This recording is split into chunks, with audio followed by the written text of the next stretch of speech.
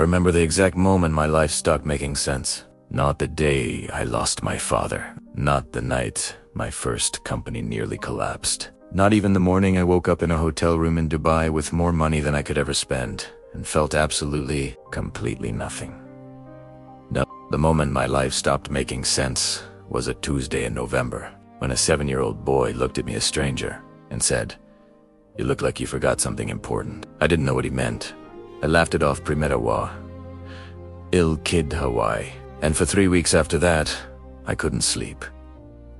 My name is William Ashford, and this is a story I have never told publicly. Not because I'm ashamed of it, but because for a long time, I didn't have the words. Some experiences are bigger than language. Some moments rearrange you at a molecular level. And when people ask you what happened, you open your mouth and nothing comes out. Because how do you explain that a child with nothing gave you back everything? I'll try. I'll start from the beginning. Because the beginning matters. The beginning is where you find out what kind of person I was before Noah. And I want you to understand that person clearly. Because the contrast is the whole point. I grew up in a small town in Ohio called Millfield. Population around 4,000. If you counted the people who only came home for Christmas. My father worked at a logistics warehouse. My mother cleaned houses. We weren't poor in the way that appears in movies. We weren't starving. We didn't sleep in the cold. But there was a particular kind of anxiety that lived in our house. The kind that hums under everything. The anxiety of almost enough money. Almost stable. Almost okay. My parents never fought loudly. They fought in whispers, which is worse, because you hear everything and you understand more than they think you do. I decided very young that I would never live like that. Not because I was ashamed of them, I want to be precise here, but because I watched my father come home tired in a way that sleep couldn't fix. I watched my mother smile at dinner and then sit alone in the kitchen at 11 at night with a cup of tea she never drank. I decided I was going to be the person who changed things. For them. For myself. For whatever family I might have one day. That decision made at age 9 became my operating system. By 22, I had built my first company out of a shared apartment with 2 other guys, and a laptop I bought second. By 27, I had sold it for enough money to make every problem I'd ever had disappear. By 34, I had built and scaled 3 companies across logistics, technology, and real estate. By 38, I had more than I could justify, more than I could spend. More than I had ever imagined, standing in that kitchen in Millfield, watching my mother stare at the wall. And here is the thing nobody tells you about achieving everything you set out to achieve. The silence on the other side is deafening. I don't say this to sound ungrateful. I'm not looking for sympathy. I'm telling you this because it's true, and because I think a lot of people secretly understand it. Even if they've never had money, you spend your whole life running towards something. And then you get there, and you turn around, and you realize the running was the point. The urgency was the point. The hunger was the point. And now the hunger is gone, and you don't know who you are without it. That was me at 41. Standing on the terrace of my apartment in Manhattan, 42 floors up, watching the city that had given me everything, feeling like I was standing behind glass. Present in body, absent everywhere else. My assistant at the time, a sharp young woman named Claire, had booked me a series of meetings in Chicago that November. A potential acquisition, some board obligations, a charity gala I'd agreed to attend months earlier and had been quietly dreading ever since. I don't say that proudly. I have since come to understand that my dread of those events was a symptom of something much deeper than introversion. But at the time I told myself I was just busy, efficient, practical. The gala was for a children's foundation. I'd written a check. That felt like enough. Showing up, making small talk with people I barely knew, smiling for photographs that felt like a cost I resented paying. I went because Claire had organized it, and because canceling at the last minute would have been worse. The venue was a converted warehouse on the west side of Chicago, dressed up with lights and long tables and a live quartet playing in the corner. Very beautiful. Very expensive. The kind of event where everyone is generous in front of everyone else. I don't say that cynically. There's real good that comes from those rooms. Real money that reaches real people. But the performance of it always made me uncomfortable. I arrived late. I shook hands. I found a corner near the bar with a glass of sparkling water, and I did what I had learned to do in rooms that exhausted me. I watched. There was a section of the warehouse that had been set up for the children who benefited from the foundation, not as a display. That sounds wrong, but as a presence. A reminder of why the room existed. There were photographs on the wall. There were a few families who had been invited to share their stories, and there were a handful of children sitting at a table near the back, drawing. I noticed the boy not because he stood out, exactly, but because of what he was doing. Everyone else at that table was drawing with the crayons and paper they'd been given. Normal.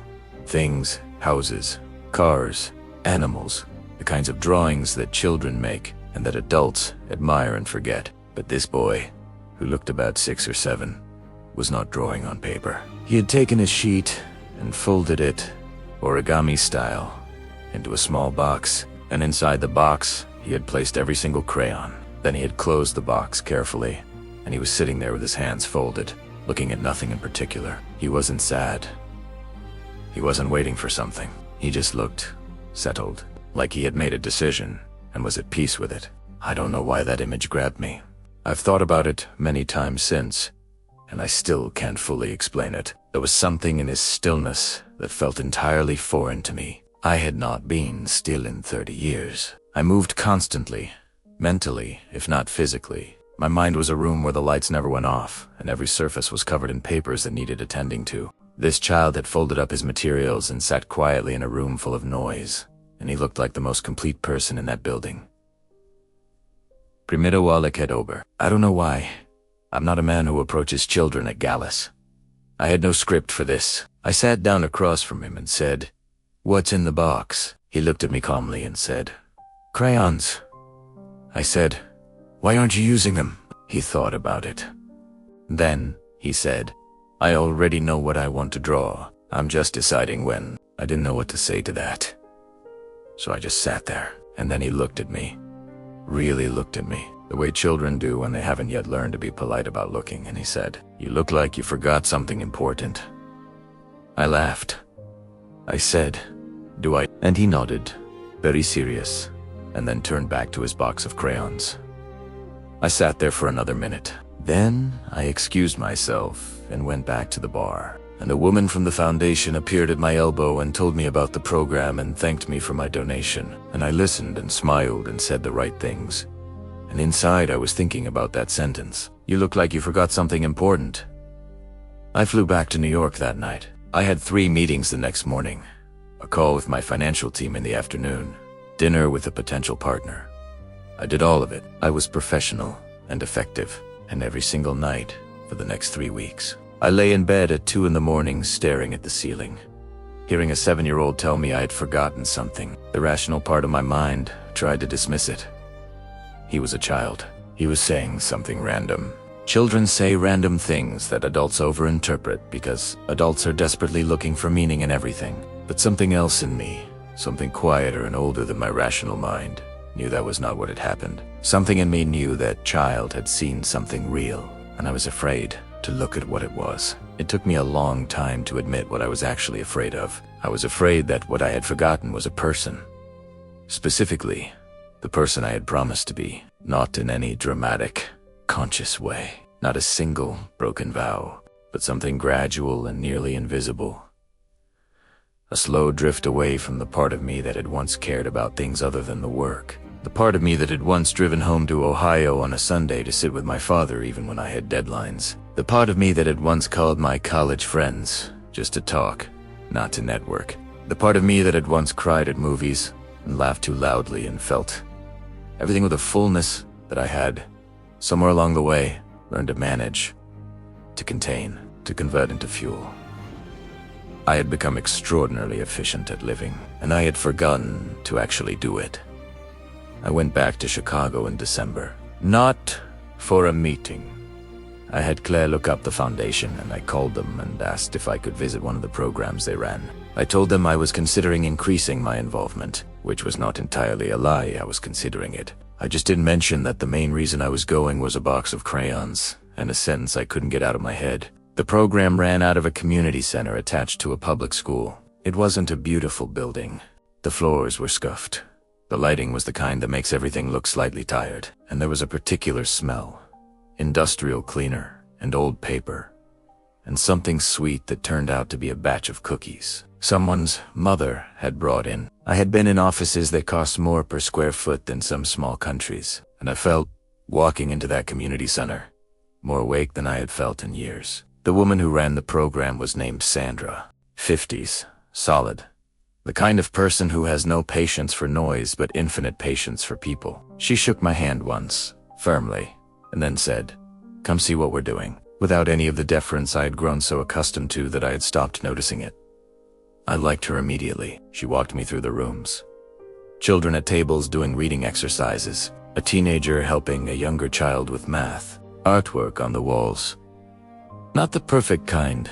Terre alkinde, crayon, and marker, and watercolor, overlapping and bright. I was looking at everything and trying to take it all in, and then Sandra opened a door to a smaller room at the end of the hall, and I saw him. The same boy. He was sitting at a table with a book open in front of him, but he wasn't reading. He was looking at the window, at the gray December light coming through the glass, the way you look at something when you're thinking about something else entirely. He was wearing a blue sweater with a small hole in the right elbow. His shoes were on the floor beside his chair, and his feet, in socks that didn't quite match, were folded underneath him. I stopped walking, Sandra said. "That's Noah. He's one of our most consistent attendees. Comes every day, even when the weather is bad." I said, "How old is he?" She said, 7. "Turns 8 in February," I said. "Does he have family?" There was a pause, a brief, but loaded, and Sandra said, "His grandmother brings him. His mother has been in and out of the picture. Father is not involved. It's just the two of them, mostly. His grandmother is." She paused again, choosing words carefully. "Not in great health." I stood there and looked at this boy in a blue sweater staring out a window in December, and I felt something in my chest that I genuinely did not know what to do with. It wasn't pity. Exactly. Though there was some of that. It was something more personal. It was recognition. I saw in his stillness, in his self-containment, in the way he had made himself comfortable in that chair by removing his shoes and tucking his feet under him. I saw a person who had learned very young to be okay in circumstances that were not okay. I recognized that skill from the inside. I had learned it in a house with whispered arguments and almost enough money. He had learned it somewhere harder. Sandra noticed I had stopped walking. She looked at me for a moment, and then she said, quietly, "He's very bright. Extraordinary memory. He reads at a level 4 years above his age, but his school has flagged him as withdrawn and we're monitoring." Noah turned from the window. He saw me, and his expression did something complicated. A flicker of surprise, then the same settled calm I had seen at the gala, and then something else. Something that passed quickly. Something that looked, for just a second, like relief. He said, "You came back." I said, "Do you remember me?" He said, "You sat down at my table. You asked about the crayons." He paused. "Most people don't sit down." Sandra looked at me. I looked at Sandra, and something was understood between two adults without being spoken. I said, "Can I sit down again?" He gestured at the chair across from him, with perfect gravity, as if granting an audience, and I sat down. We talked for 40 minutes. Or rather, he talked and I listened, which was not a dynamic I was accustomed to, but which I found, to my genuine surprise, completely absorbing. He told me about a book he was reading, A History of Oceans, which he had found in the community center's small library and had read 3 times already. He told me, with great precision, the depth of the Mariana Trench, the temperature at the bottom, the names of several species that lived in total darkness. He told me that he wanted to be a marine biologist, or possibly an astronaut, and when I asked how he planned to decide, he said, "I'll decide when I know more." "You shouldn't decide something important before you know enough," I said. "That's very sensible," he said. "My grandma says that. She says, people make bad decisions because they're impatient." I said, "Your grandmother sounds like a wise woman," and something shifted in his face. Not sadness, precisely, but weight. the kind of weight that a 7-year-old should not be able to carry in their expression, and that this boy wore with a quietness that was almost unbearable to look at directly. He said, "She's sick." I said, "I'm sorry to hear that." He said, "She doesn't want me to worry, but I worry anyway." He looked at his book. "I'm saving up." I said, "Saving up for what?" He said, "I don't know exactly. For whatever she needs." He looked at me with complete seriousness. I help the woman next door carry her groceries. She gives me $2, and sometimes I find things and sell them. 7 years old, saving $2 at a time for whatever his sick grandmother might need. I did not say anything for a long moment. I looked at the gray light in the window and thought about myself at 7. About how my mother used to pack my lunch every day with a small note folded inside the bag, a habit she kept up until I left for college, and how I had thrown those notes away for years without reading them because I was embarrassed, and how I had found a box of them in a closet after she died and had read them all in one sitting on a bedroom floor. I thought about all the things I had walked past because I was looking at what was ahead, never at what was beside me. I thought about how much time I had spent building things, and how little I had spent simply sitting with people. I said, "What do you do when you're not here?" He said, "I read. I watched the cooking channel with my grandma. Sometimes I draw." He thought about it. "I like to walk to the lake when it's not too cold. Grandma can't walk that far anymore. So I go, and then I tell her about it when I come back." I said, "What do you tell her?" He said, "Everything. What the water looked like, if there were birds, what color the sky was." He paused. "She says if I describe it right, she can see it. She says I have a gift for it." I felt something in my throat that I did not allow myself to name. I thanked him for talking with me. I shook his hand. He gave it solemnly, with a firmness that made me want to smile and cry at the same time. I said goodbye to Sandra in the hallway. I sat in the back of my car for a long time before I told the driver to go. That night, in the hotel, I opened my laptop and started doing something I hadn't done since I was young and building my first company. I started writing things down. Not a business plan. Not a memo. Just things. What I had felt in that room. What I had noticed. The hole in the blue sweater. The mismatched socks. The way he had said she doesn't want me to worry, but I worry anyway, with such absence of complaint that it was almost clinical. The $2 from the neighbor. I wrote for 2 hours. And when I stopped, I read what I'd written, and I realized it was the most honest thing I had produced in years. I called Claire the next morning and told her to get me information on Noah's family in the appropriate channels, through the foundation, with full disclosure to Sandra. I told her I wanted to understand what their situation actually was, not a summary. The real picture, what Claire came back with, 3 days later, made me put down my phone and stand at my office window for a very long time. Noah's grandmother, Margaret, was 68 years old. She had been raising Noah since he was 3, when his mother had left and his father had never been present. Margaret had worked for 30 years as a school cafeteria worker before a series of health complications had forced her to stop. She had late-stage heart failure. She had been on a waiting list for a procedure for over a year. Was significant in the way that is significant to someone who makes $2 by carrying groceries, who has a fixed income and a 7-year-old to keep warm and fed. She had not told Noah the full extent of what the doctors had said. He had known his grandmother was sick. He had not known she had been given, in the language of her last cardiology report, an estimated 12 to 18 months without intervention. I sat with that for a long time. There are moments in life when the clarity is so sharp that it almost hurts, when you see something so plainly that every excuse, every complication, every what about me dissolves, and what you're left with is just the truth of what needs to happen. I had spent years making decisions worth hundreds of millions of dollars.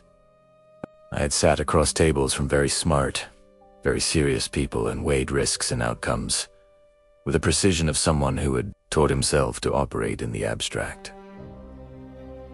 This was not abstract. There was a woman who had spent 30 years making lunches for other people's children. There was a boy who walked to the lake and memorized what it looked like so he could give it to someone who couldn't go. There was a procedure that could extend a life. And there was me, sitting on a chair in an office I barely used, in a building I owned, with more money than I could justify. And the only question was whether I was willing to let this be as simple as it actually was. I called Sandra. I told her what I wanted to do. I was careful about how I said it. I had no interest in making this a transaction. No interest in appearing in any way that would rob Margaret or Noah of their dignity. Sandra was quiet for a moment, and then she said, "Mr. Ashford, I've been running this program for 11 years. I have never received a phone call like this one." I said, "I'd like to meet Margaret, if she's willing." Sandra arranged it. Margaret lived in a third-floor apartment 20 minutes from the community center. The elevator was broken. Sandra had warned me, and I climbed 3 flights of stairs behind a woman named Donna. I volunteered with the foundation who knew Margaret well. The stairwell was clean but worn. The walls painted a green that had once been a specific shade, but had faded into something more ambiguous with time. There was a mat outside Margaret's door with the word welcome in letters that had been partially scrubbed away, leaving W and the ghosts of the rest. Margaret opened the door. I want to describe her carefully, because she deserves it. She was small and upright, with the posture of someone who had decided a long time ago that the world would not make her round her shoulders. Her hair was white and cut short and neat. She had reading glasses pushed up on her forehead. She looked at me with an expression that was entirely without performance. No warmth performed for a stranger. No wariness, either. Just assessment. She was looking at me to determine what kind of person I was, and I understood that she was good at it. She said, "You're the man from the gala." I said, "Noah told you about me," she said. "He tells me about everything. That's his nature." She stepped back from the door. "Come in." Her apartment was small and completely organized. Every surface had a purpose. There were plants in the windows, many of them green and thriving despite the December light. There were framed photographs on the wall, a lifetime of them. And in every arrangement you could trace the geography of a life. Weddings, graduations, holidays, and then more quietly, at the center of the most recent cluster, a small boy with a serious expression, and occasionally, in some of the photos, a smile so sudden and complete it looked like weather.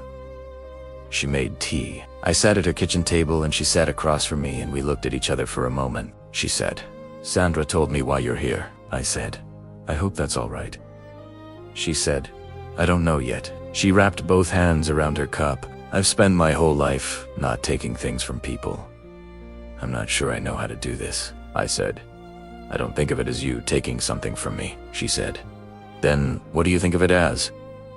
I thought about that. I said, "I think of it as me finally doing something with what I have that makes sense." She was quiet for a moment. She looked out the window, tense aside. "He talks about you, you know. He said you were the first adult at the gala who sat down." I said, "He said most people don't." She said, "They don't. He's used to it." She looked at me. "He's an unusual boy." I said, "I know." She said, "He feels things very deeply. He doesn't always show it. But, does. When I'm having a bad day and I think I've hidden it well, he'll come in and make me tea and sit beside me and start telling me about the ocean. He doesn't ask me what's wrong. He just sits with me. And somehow that's exactly right." I thought about the man I had been for the past decade. The meetings, the margins, the deals closed at altitude in the back of a plane, wheels up before the ink was dry, the sheer focused accumulation of things and outcomes and wins. And this boy, who had nothing by the measures I had spent my life using, who had found the precise right way to be with someone who was hurting. I said, "He told me he's saving up for whatever you need." Margaret's expression changed. It was the first time her composure shifted, and it shifted very slightly, a tightening around the eyes, something between pride and grief. She said, "I know. He thinks I don't know, but I do." Her voice was very steady. I found the envelope. "He has $46 in it." We were both quiet for a moment. She said, "He's been carrying this at 7. She shook her head. "He shouldn't have to carry this." I said, "No, he shouldn't." We sat with that for a moment that felt longer than it was. Then I told her what I wanted to do, not in the language of philanthropy, not in the numbers and logistics. I started there because those things needed to be clear, and because I think Margaret respected straightforwardness. But I told her the real thing too, that I had been living in a particular way for a long time. and that her grandson had said 4 words to me in a room full of strangers, and I had not been able to stop thinking about them since. That I did not believe in coincidence exactly, but that I believed in paying attention, and that when something crosses your path twice, and both times it stops you completely, the only honest response is to not walk away a 3rd time. Margaret listened to all of this without interrupting. When I finished, she was looking at her tea. She said, "My daughter Noah's mother. She made me a promise when she left. She said she was going to fix herself and come back. That was 4 years ago." She paused. "I stopped waiting for people to keep promises a long time ago." I said, "This is not a promise. This is just today. Whatever happens after today, I can't control. But today I can sit here and tell you that there is a thing I can do, and I want to do it. And the only question is whether you'll let me." She looked at me for a long moment. "Tensei Said, can I ask you something?" I said, "Of course." She said, "Why? Truly, not the version you've practiced. The real version." I looked at her across the kitchen table, in the apartment with the green plants and the photographs and the WEL on the doormat, and I thought about the most honest answer I had. I said, "Because I built everything I have on the idea that I would use it to change something. And I've been writing checks for years and calling it enough. And then a child I'd never met saw something in my face that I hadn't been willing to look at myself. And I think what he saw was that I had confused building things with actually living. And I'm not willing to stay confused anymore." Margaret was quiet for a very long time. Then she said, "All right." She said it the way people say things when they have made a real decision. Quietly, firmly, without decoration. "I will not make this into something it wasn't." The process of arranging everything was not magical. It was logistical, and at times difficult. Margaret had a fierce independence that meant that certain forms of help had to be reframed several times before she could accept them. She did not want to feel like a project, and I understood that completely. And there were conversations that required a kind of delicacy I had to learn on the spot. But Sandra was extraordinary throughout, and the cardiologist I brought in from New York was a careful and humane man who treated Margaret with a respect that she responded to immediately. There was a meeting in which all of us sat around a table in a hospital conference room, and the doctor explained everything clearly, and Margaret asked excellent, detailed questions, and Noah sat beside her in a chair he'd pulled close to hers and held her hand and said nothing. He held her hand for the entire hour. He was 7 years old. The procedure was scheduled for mid-February. A few days after his birthday, I flew back to New York for 3 weeks, and during those weeks, I called Sandra every few days. She kept me updated. She told me Noah had asked her one afternoon if she thought the man who sat down would come back, and Sandra had said she thought he would. She said Noah had nodded and gone back to his book, not something extravagant. I had thought very carefully about this, talked it through with Sandra. Wanted to get it right. I got him 2 things. A collection of ocean field guides, the kind used by actual marine biologists. Terreal ones, the ones with the Latin names and the scientific notes in the margins, and a small notebook with his name on the cover and a card that said, "For everything you want to remember."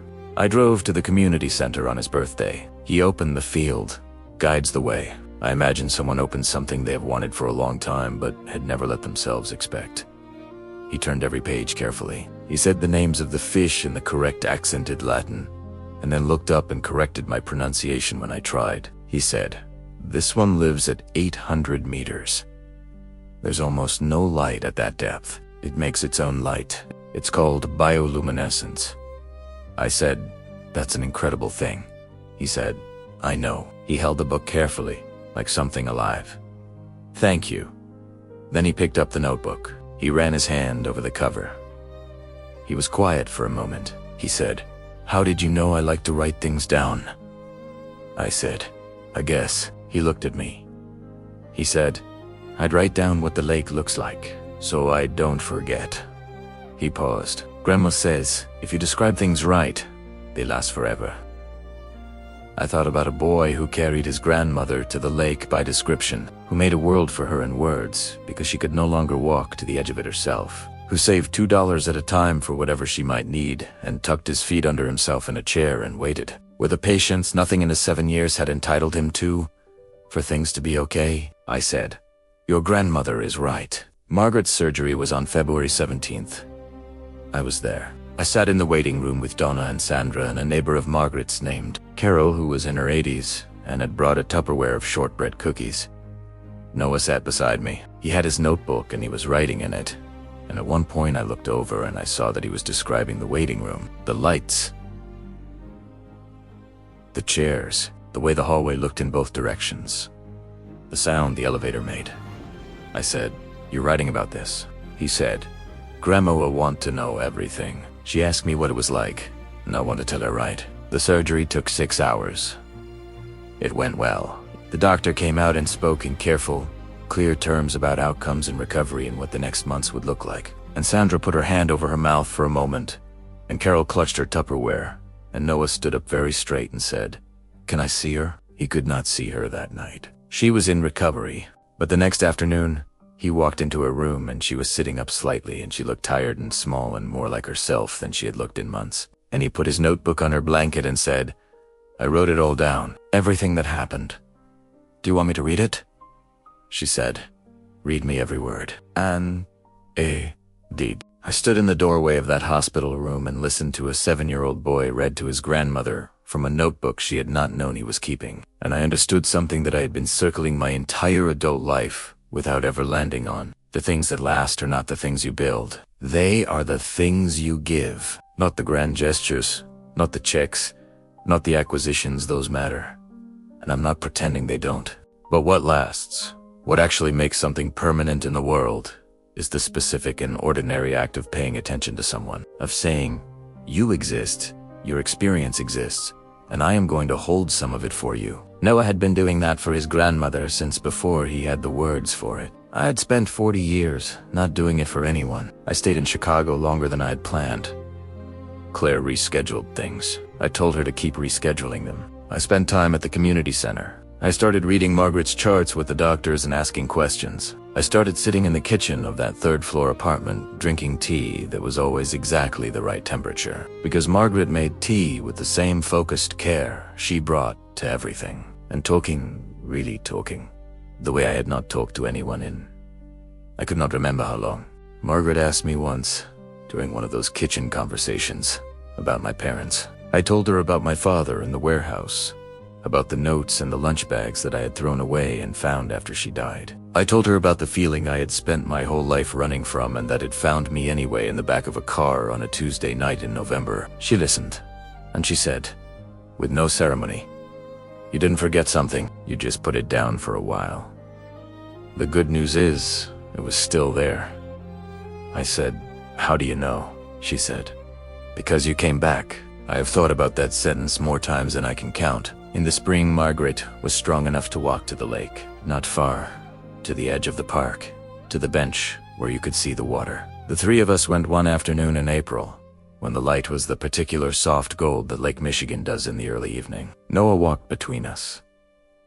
He had a new field guide under his arm. He told us about the specific ecology of freshwater lake systems, with the same intensity he brought to everything. Margaret walked slowly and held my arm on one side and Noah's shoulder on the other. When we got to the bench, she sat down and looked at the water for a long time. "Then Sasai, that's exactly how you described it," Noah said. "I know. I got it right." She put her arm around him and said, "You always do. I want to tell you where things are now, because this is not a story with a clean ending, and I think you deserve to know that. Margaret is alive. She has her complications, as anyone with her history does. She has her good days and her harder days. She moved into a larger apartment, ground floor, no elevator, closer to the community center. She has a support network now that includes her doctors and Sandra and Carol and Donna, and she has me in whatever capacity is useful. She still makes tea at exactly the right temperature. Noah is 9 now. He has started a marine biology club at his school, which currently has 4 members, including himself, and which meets on Thursdays and discusses the things he has been reading. He still comes to the community center every day. He still goes to the lake and writes in his notebook. He told me recently that he has decided he is going to be both a marine biologist and a writer, because, as he explained, the ocean needs people who can see it and people who can describe it, and it would be more efficient to be both. I said, That seems like a good plan, he said. I've been thinking about it for a long time. I have made changes. Real ones, not the kind that make good press releases, the internal kind, which are harder and more important. I've reorganized how I spend time in a way that sounds small from the outside and is enormous from the inside. Prometicaid people. Sit down. I ask about the things that matter, and I listen to the answers.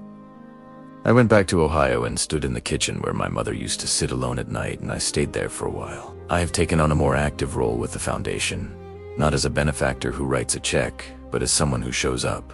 Sandra still looks at me with the measured assessment of someone who has seen too many wealthy people announce transformations to be easily impressed. And I think that's exactly right. I think about something Noah said to me once, early on, in the community center. He had been looking at one of the ocean field guides, and he looked up and said, "Did you know that some fish swim so deep that the pressure would crush a person? But they're totally fine. They evolved for it." I said, "That's fascinating." He said, "Grandma says that too, that people can evolve. That it's not just biology." I said, "Do you think so?"